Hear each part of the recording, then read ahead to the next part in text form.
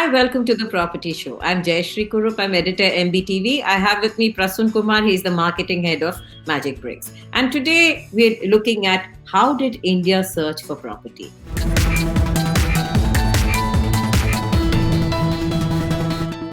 So Prasun, this is our annual feature. The how did India look for property in the year?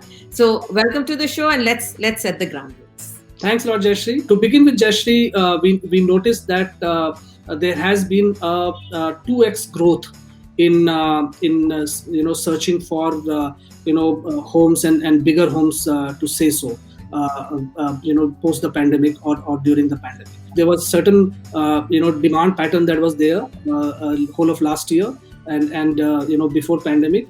It just kind of shifted in a different direction. The take on this always was that probably consumers are looking for much larger spaces now. Today, every corner of the house is being used. The husband, the wife, the children, the grandparents, everybody needs their own personal space because we are locked into the houses. And have been for the last 7-8 months. People who have not traditionally lived together or who are used to living separately in different lifestyles are all locked into the house together. Absolutely. You need your personal space, and clearly that is translated into India looking for bigger homes. Wow. Right? Yeah. The second thing I think is that a lot of people have realized that it's not enough to be in the premium locations. It's you also need personal space, and that personal space has to be within the house. Therefore, people are looking for larger houses, and this has translated into many kinds of demand. We also looked at the top cities of the country where demand has gone up. And we figured out that Pune has moved up a bit in the pecking order there as against last year. And also Thane is a new entrant in the top 10 most searched market in 2020.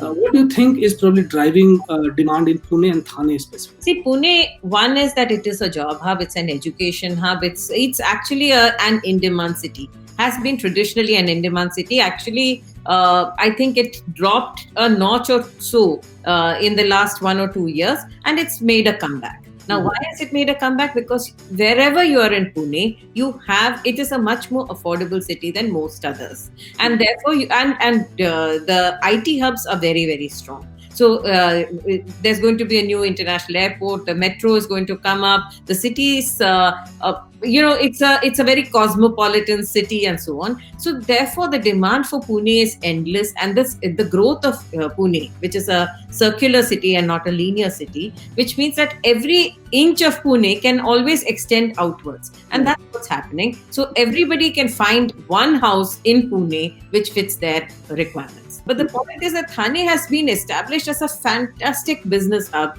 Its location is good. Its connectivity is good. Metro connectivity, rail connectivity, road connectivity, all of that. And Thane is more affordable than Mumbai. Localities remain pretty much the same that were there in 2019. So, for example, Whitefield in Bengaluru, or Noida Extension in Noida, Kharghar in Navi Mumbai, Baner in Pune, or Mira Road in Mumbai, and so on and so forth. But rather than demand now coming for heart of these localities or center of these localities, it's also extending to peripheries of these localities. What do you think is driving this? The same logic. In-demand localities have not changed, but the price ranges have changed. Especially during the pandemic, we have seen that people have dropped their budgets a little more. They want slightly larger houses.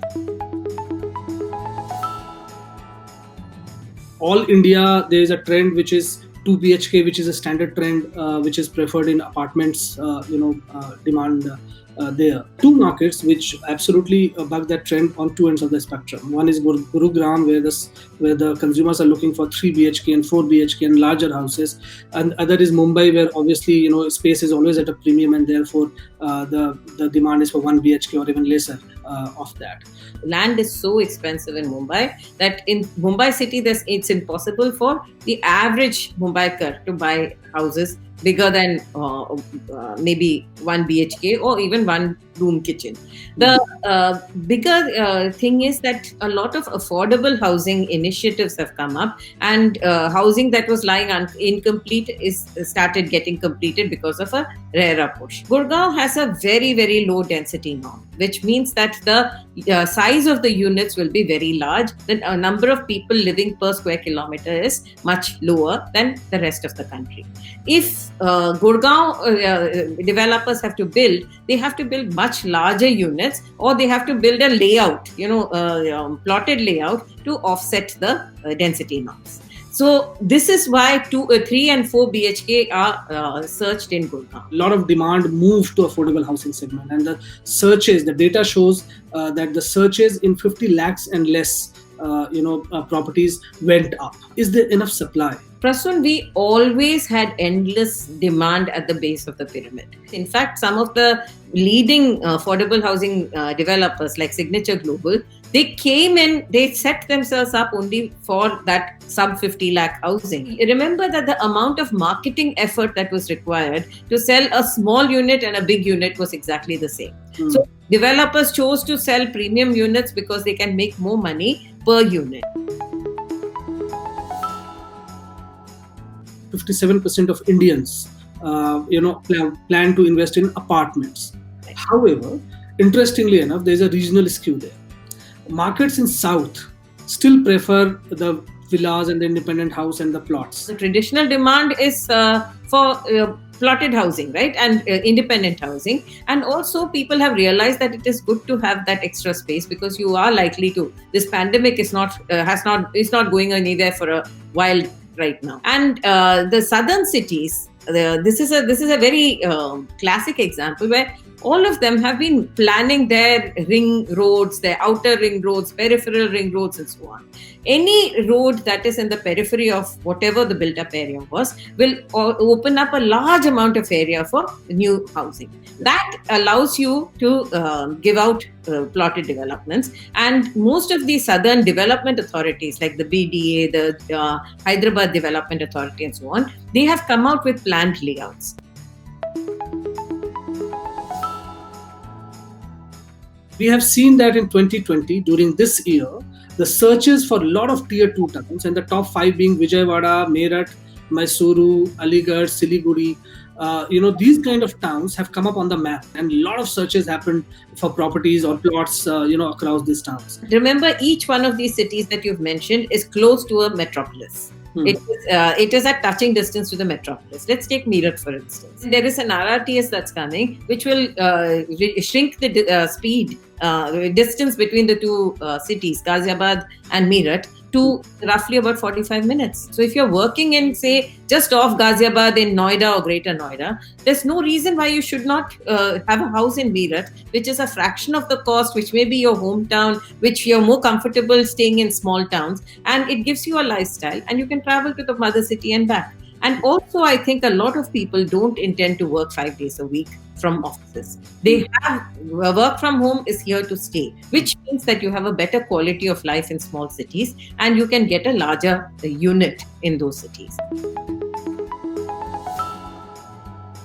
India wants to rent slightly cheap, and more than 75% of the rental demand was for less than 25,000 rupees homes.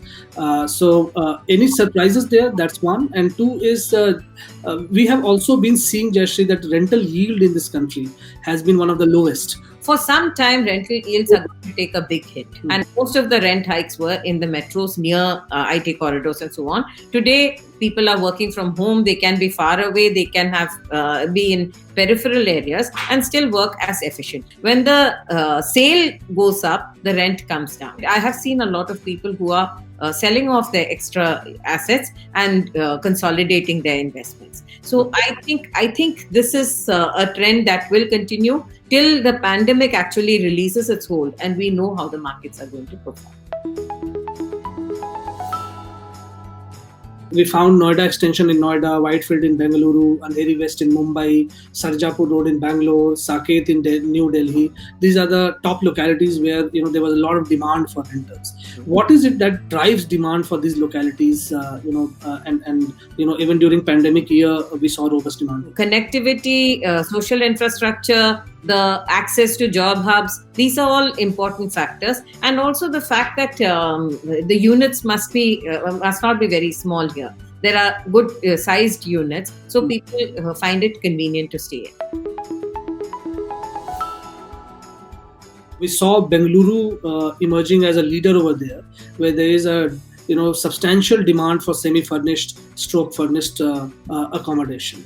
One obvious takeout could be that the young population which moves there for IT, ITS kind of jobs is driving it. But the real question there is, do furnished homes or semi-furnished home really help drive better rental yields? When the lockdown happened and people rushed back home, they had left everything in their houses and they had gone, right? And the next 2-3 months they could not return. Now, what happened is that they paid rent for because their stuff was in the house. Now, I think slowly people have decided, I'm not buying in the city where I'm going to stay on rent. Let it be fully furnished. If I have to leave, I just have to pack my 2 suitcases and leave.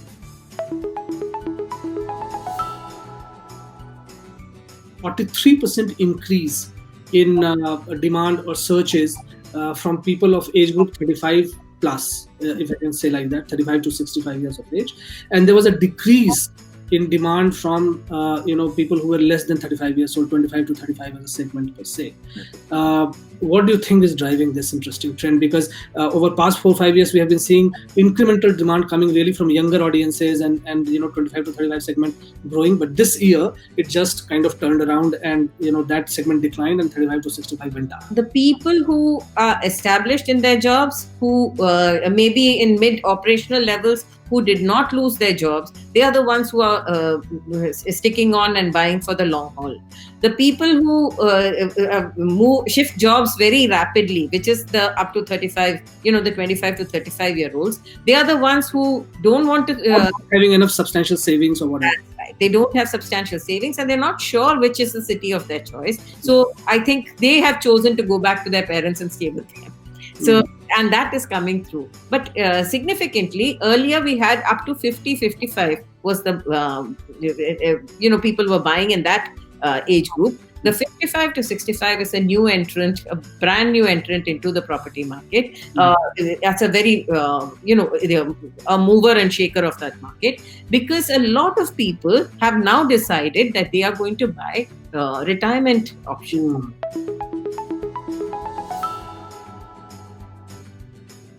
The highest demand for Vastu comes from Pune, Bengaluru and Mumbai, right? Where we say they are young population and youngsters are driving demand. I think Vastu was a science that was, that we've all grown up with. Our parents believed in it, our grandparents drilled it into us. As we became modernized, we thought that these things were not important. But as things slip away from our hands, from human hands, you are looking at invoking extraordinary powers. Ahmedabad was voted as the most veg-friendly city. No surprises there. Absolutely no surprises there. Internet services has become one of the most searched for amenities by consumers. Is this going to shape how supply is going to be oriented for tomorrow, and what consumers will ask developers to build? I think so. I think rather than a billiards table and a swimming pool, I'm first going to check whether the internet connectivity is through fiber optics. Because today our whole life is being governed by the connectivity issue. In southern markets, especially in Chennai, one of the most preferred amenities that consumers were looking forward to was a meditation center. Chennai is a city that was driven by these principles. We had Annie Besant Meditation Center there. We had the Annie Besant Center there. We've had the, if you look at the Sadhguru Meditation Center, we've had Kala Kshetra there. Searches for private terrace, searches for cafeteria, food court, bar, lounges.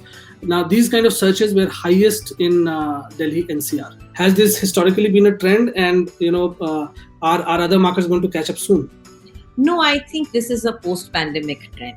Remember that Delhi was locked down, brutally locked down for a long, long time, and it's coming back in waves. So people need that little space somewhere close to your house. You can't go very far, but if you have that little space where you can go and maybe have a drink together or something like that, that's become the norm. 90% of the searches in Noida were for a clubhouse as part of the amenity. That's because if you can't go out somewhere, then the clubhouse becomes your one point of entertainment, right? Without where you can control the safety and sanitation. Clubhouses were one of the most popular searched for amenities in the tier 2 cities like Bhubaneswar, Lucknow, Vadodara, Indore, and so on and so forth.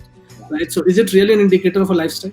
Yes, Noida, Greater Noida, remember Noida Extension are aspirational markets where the young aspirational population from the peripheral cities, small peripheral cities, Meerut, Etawah, Lucknow and so on, are moving towards the mother city. Delhi NCR was searching most for pet-friendly homes. Increasingly, I've seen more and more people adopting pets because pets really take away your stress and tension. So these were some of the interesting data points that came across our way, Jayashree, when we were looking at 2020 and what consumers were doing on our platform and what were they looking for. What's your take?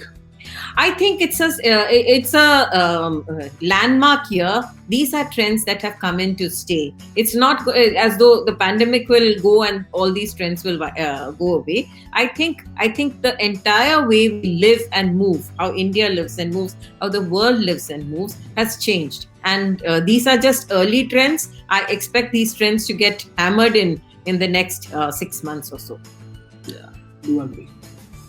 And so there we are. Thank you for watching the Property Show. This was our year-ender show. We checked out what the pandemic threw up, and we find that it's not all bad. Some of the trends are very interesting and very, very innovative as well. So thank you, Prasun. Thank you for joining the show. Thank you, Jayashree. Please subscribe to Magicbricks on YouTube and click the bell icon to get new videos.